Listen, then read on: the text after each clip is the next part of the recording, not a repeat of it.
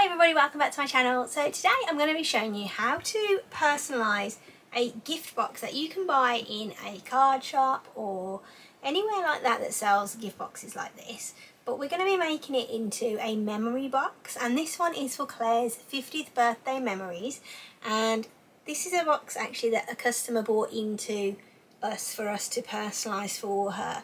And my initial thought was to do it like a cake topper style, so I've just cut out in exactly the same way that I would a cake topper. So I've used a gold glitter cardstock and I've just done one layer and glued it down onto there. There was also a little buckle thing on this box and it had some little grippers on it, so it made a bit of a hole in the box when I took it off. So I'm going to show you how I covered that up and how I fixed that problem. So I hope you enjoy this video and let's get going. So we've got this beautiful box that my customer has bought in that I'm going to personalise for her, and she's asked me to write Claire's 50th birthday memories on the top. And I was thinking about doing vinyl, and then I thought, no, let's use some of our glitter cardstock, and I'm going to make it as if I was making a cake topper, and I'm going to put it on the top here, and she wants it to be gold, so I think this will be ideal. So the first thing I need to do is just measure my box. So this measures 29 by about 20. So I've set my template up on my screen to be 28 by 19.5, so I think that will work quite well. So now that I've got my template set up on the screen, I'm just going to start typing out what I want it to say. So I'm just simply going to type out Claire's 50th birthday memories.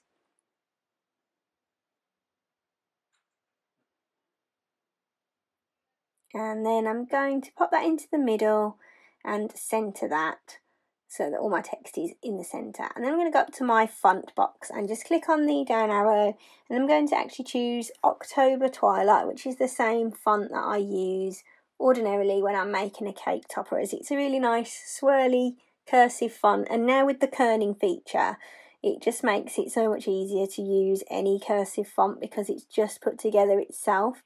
The only thing I need to change is the line spacing, and I always prefer to go up to advanced and just ungroup it to lines, and I like to move them myself. I don't really like the line adjust feature very much, so I like to do it manually this way. So I'm just now going to hide my pink box template, and I'm going to select all just by dragging it and just group that back together.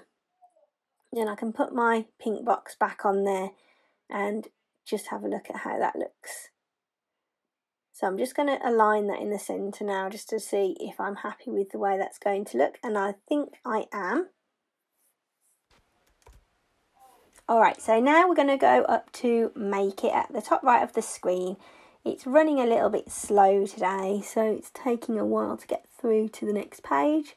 But as you can see, it's looking a bit higgledy-piggledy, so we need to rearrange and attach our text to make sure it comes out on the mat how we want. So let's just hide the pink template and select all. You can either do it by dragging like this, or you can go up to the top and click on the select all. So let me show you that as well. So there we go, click on there, that's select all. And then let's go down to the bottom and click on attach. And now if we click on make it again, everything should be laid out exactly how we have positioned it there.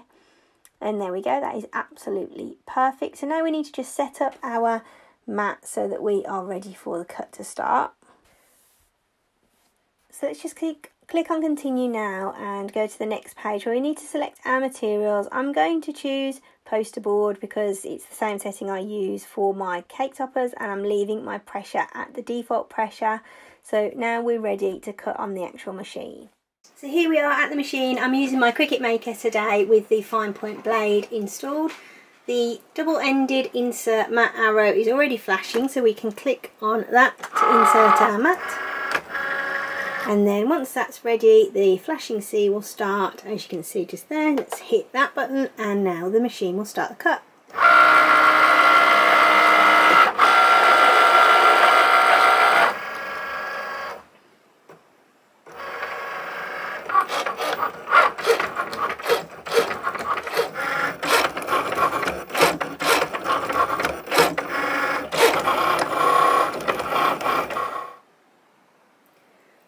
that's finished, it's always a really good idea to check whether it's cut through properly. So just very carefully lift up your cardstock and just check your cut.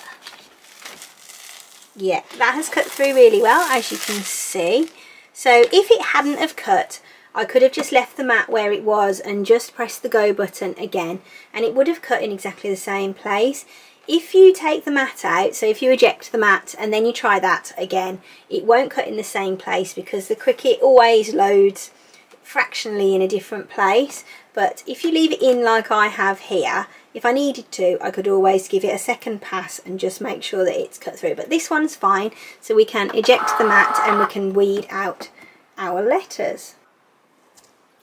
So now I've got my piece of cardstock and it's cut. I'm going to just weed it off, and what I'm going to do is flip the mat over and peel away as much of the backing material as I can, and then I'll also be able to reuse that. So let's peel this away really carefully in case any bits stick or catch.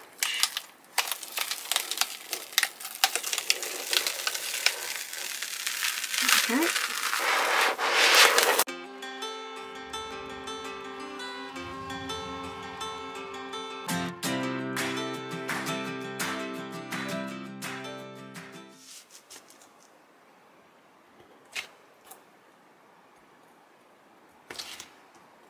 Alright, so now I've got all of the centres out for all the letters and all the little bits that I don't want, and I'm just going to get these off the mat now. So I'm going to flip my mat back over and I'm going to use my spatula tool to help to release them from the mat, because this is quite a sticky mat.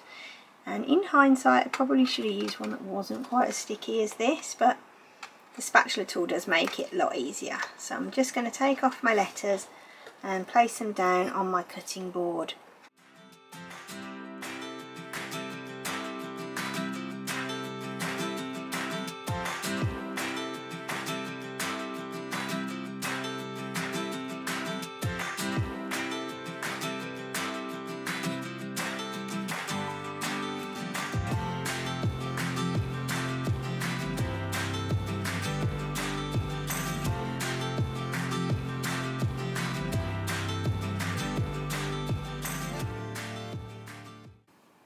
Okay, so I've got all my letters here now, so I need to just make sure my placement is going to be okay.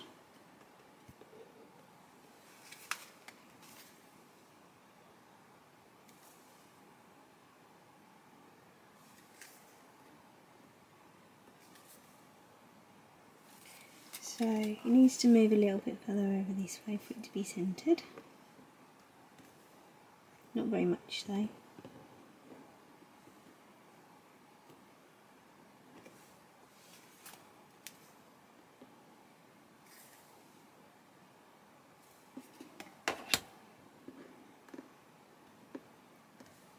I'm just using my cutout piece as a bit of a guide really, and it's just sort of showing me the placement of my words and where they were when I cut them in relation to where I've got them now.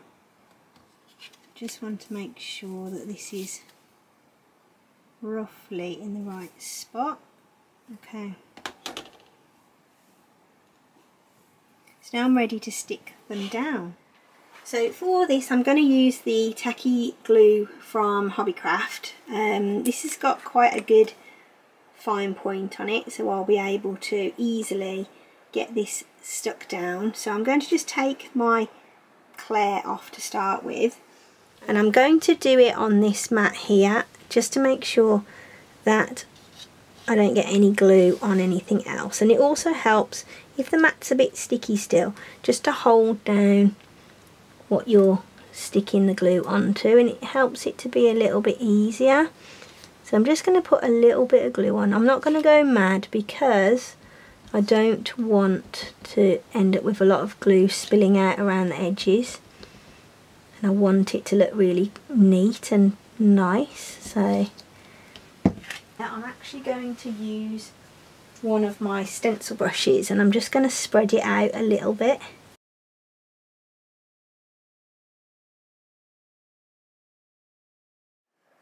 So you can see I've just spread the glue out nicely. There's no big blobs of glue on there at all.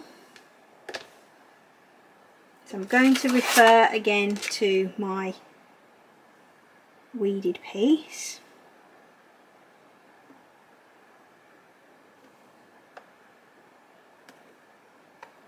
Okay.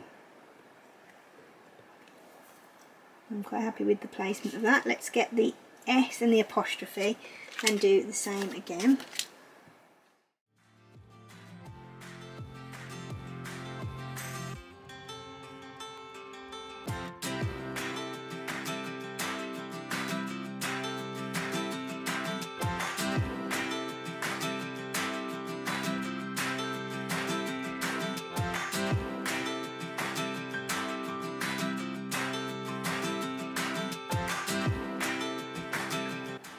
And if you do get any glue on it like that, you can easily wipe it off whilst it's wet like this, but you don't want to have it dry on there because you'll definitely see the difference.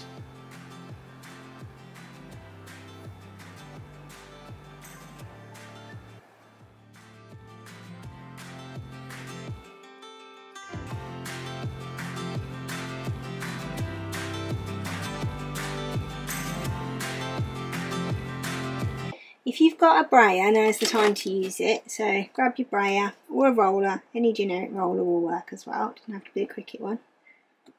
Give it a good press down, make sure everything's stuck really nicely. Now you'll be able to see if there's anything that isn't stuck down, anywhere that you might need to add a little bit more glue.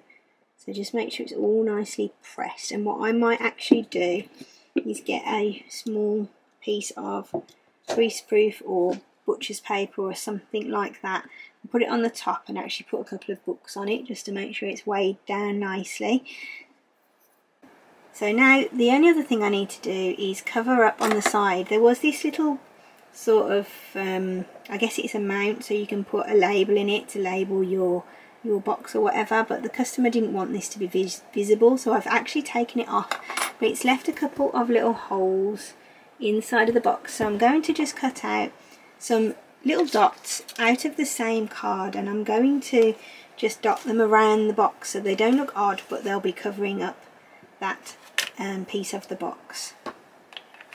I've just cut out a load of little circles now, just from Design Space. I'm just going to take that off there. There they are. So I'm just going to now glue them on to the side of my box, and hopefully they will cover up the space where the little bracket was.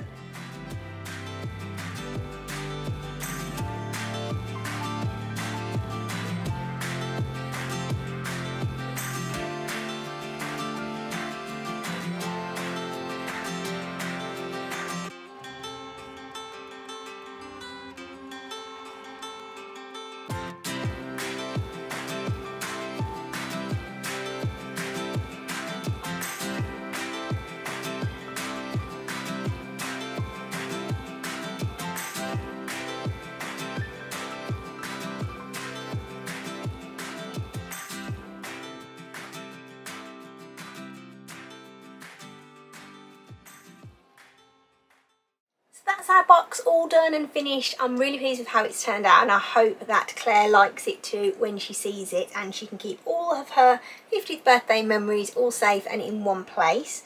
So thanks for watching. I hope you have enjoyed this video. If you have, I'd love to see you here for the next one. So please subscribe, drop me a like, and if you've got any comments or questions, put them down below. I always try to answer them as quickly as I can. All that's left to be said is have a great week, take care of yourselves, and I'll see you for the next one. Bye!